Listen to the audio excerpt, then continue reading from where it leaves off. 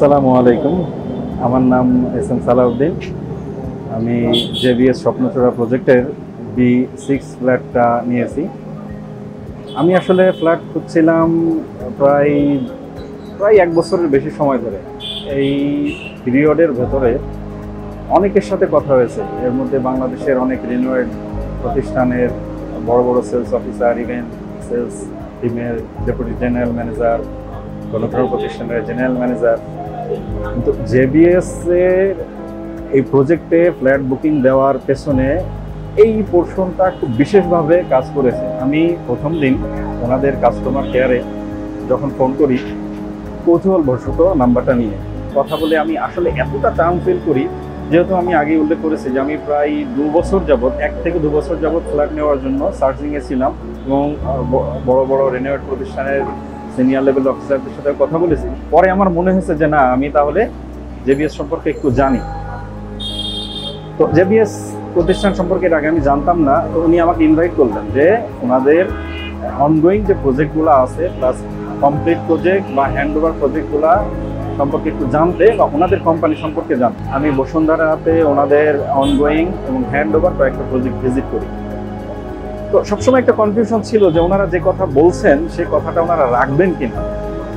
তো আমি তখন ওনাদের কাছ থেকে ডকুমেন্টগুলো সংগ্রহ করি যে ভাই, আপনারা যে হ্যান্ড ওভার প্রজেক্টগুলো দিয়েছেন এবং যেটা অনগোয়িং চলছে, এর কিছু ডকুমেন্ট আমাকে দেন যে আপনারা শুরু করেছিলেন কবে, কি মানের কাজ করেছেন এবং কত সময়ে কমপ্লিট করেছেন।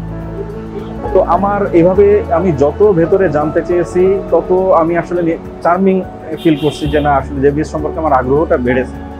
ওনারা যে প্রজেক্টগুলো হ্যান্ড ওভার করেছেন, আমি দেখতে পেলাম যে না, একেবারে বাই দিস টাইম, মানে ওনাদের যে কমিটেড টাইমের মধ্যেই ওনারা প্রজেক্টগুলো হ্যান্ড ওভার করেছেন। কোনো কোনো প্রজেক্ট আবার হ্যান্ড ওভার টাইম, এস্টিমেট টাইমের পূর্বেই ওনারা হ্যান্ড ওভার করেছেন। এই বিষয়টা আমার কাছে খুব ভালো মনে হয়েছে, কারণ বাংলাদেশে ডেভেলপার প্রতিষ্ঠান যত আছে, একটা সমস্যা প্রায় ক্ষেত্রে আমরা দেখতে পারি যে নির্দিষ্ট টাইমে হ্যান্ড ওভার না করা। অনেক সময় 3 বছরের কথা বলে 5 বছর, 7 বছর, 8 বছর সময়ও অনেকে ভুগছেন। তো আমার মতো মধ্যবিত্ত একজন মানুষ, যে স্বল্প আয়ের বেতনে আমরা চাকরি করি, নির্দিষ্ট টাইমে যদি আমরা হ্যান্ড ওভার না পাই, সেক্ষেত্রে আমাদের একটা আর্থিক বা ফাইন্যান্সিয়াল ড্যামারেজের শিকার হতে হয়। তো যেহেতু ওনারা এই দিকে, ওনাদের এই বিষয়টাতে আমি খুব স্যাটিসফাই হয়েছি, সেহেতু তারপরের পোর্শনটা আমি গেলাম যে ওনাদের কাজের মানটা কেমন।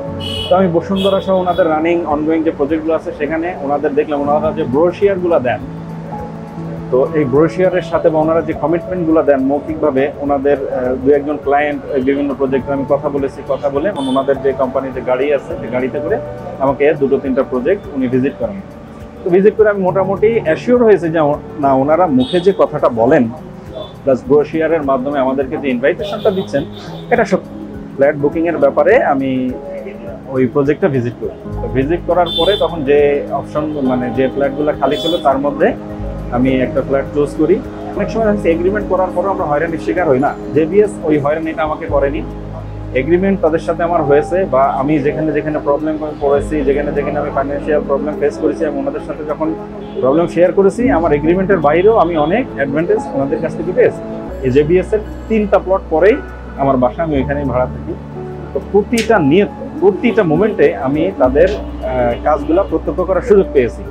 প্রতিটা ডেতে আমি তাদের প্রজেক্ট ভিজিট করার সুযোগ পেয়েছি। প্রতিটা কাজকে আমি নিজ চোখে বা স্বচক্ষে দেখার সুযোগ পেয়েছি। এভাবে তারা যখন প্রথম মানে ভিত্তি প্রস্তর থেকে শুরু করে, ফাইলিং থেকে শুরু করে পুরো 10 তলার ছাদ এবং কমপ্লিট পর্যন্ত প্রত্যেকটা কাজ আমি দেখার সুযোগ পেয়েছি। জেবিএস যে অফারগুলো করেছে, এই অফারের সাথে আমি কাজে মিল পেয়েছি।